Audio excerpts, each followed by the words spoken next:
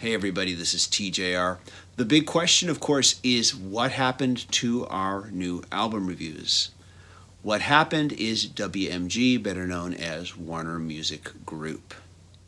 Just in case you're not up to speed, at around midnight this morning, I uploaded the latest episode of Music Worth Buying, wherein I reviewed Leon Bridges' album Good Thing, and Robert reviewed the new album by Gorillaz entitled The Now Now. At about 5 o'clock in the afternoon, I found out that there had been a content ID claim on that video by WMG. They had removed our monetization on that video, and it had been blocked in most countries. Of course, I'm no stranger to this. We've had this happen before, but it's never happened with Music Worth Buying. Fair use allows you to use clips for the purpose of review, which is what we're doing, so we're perfectly within our rights to do this. Generally speaking, the rule of thumb when using clips for a review is 30 seconds. I've always kept our clips at 25 seconds just to make sure.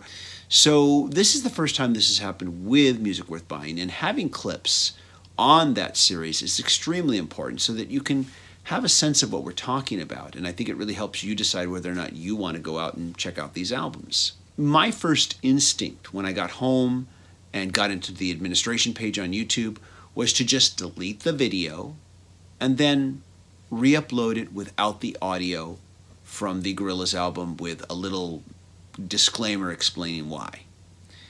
As I worked my way through the YouTube administration page and the details on what happened, I discovered that I had the option of asking YouTube to just simply remove the songs. So I decided to take that route, because if I delete the video, we lose all the views, number one, but also we lose all your comments, which I don't want to get rid of. I want to keep those there. I think there were some great comments, and I don't want to lose that.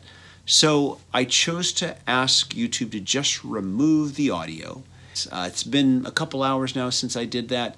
At first it said the video was processing. I'm still waiting to see what happens. When I did make that choice, there was also some verbiage on the administration page that said that removing the matched third-party ID content may then remove the restrictions on the monetization, and so the video can proceed as normal. And I've seen this on YouTube where some videos have certain audio segments removed for this reason, and there's usually a little disclaimer as to why that has happened. So I'm hoping that that will be the case, and we won't have to delete the video, we won't have to lose everybody's comments. But if they still won't let us monetize it, which I don't understand why, because the content's gone, I can't imagine that happening. But if that were to happen, then I would delete the video. I would re-upload it without the music so that there can be no third-party content match by Warner Music Group, however they say it. They don't call it a copyright claim, they call it a third-party content ID match is what they call it. Once again, before anybody starts, waving their pitchforks in the air and saying, Warner Music Group needs to die, or, those record labels are so greedy, don't they realize you're promoting their music? Well, the answer is no, they don't. They really don't. It's not a person doing this. These are internet robots. YouTube has set up a system that allows content creators like Warner Music Group to search the internet for anybody that might be using their content, without their permission. If they find it and you get flagged, you can dispute it, but that's a whole other process. I won't get into that. But I don't feel we should have to dispute it because we're within our rights under fair use, because we are reviewing this content. I get the feeling that if actual individuals at Warner Music Group knew this, then they would just drop it. This is what happened with my review of the Eagles Hotel California. Although it was a lengthy process, I had to keep calling Universal Group week after week, and they were very nice, and they kept trying to reach the publishers of the Eagles music. It was a very laborious process, but they finally did get in touch with them. They finally did get them to watch the video, and they finally removed the block on the video, which I was very grateful for. But it wasn't Universal Music Group's fault. It was just the publishing of the Eagles, their publishing company, that was really causing the problem.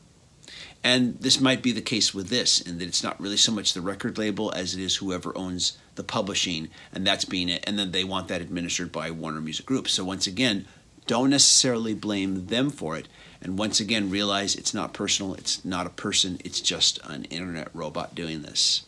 So we're going to give this a little time. I'm going to give this about 24 hours and see what happens.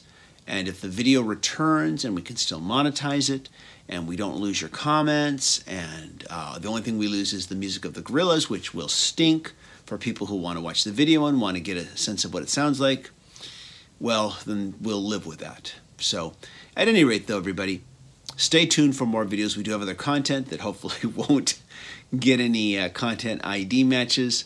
And just everybody, thank you for your support, and hang in there with us. Take care. Bye.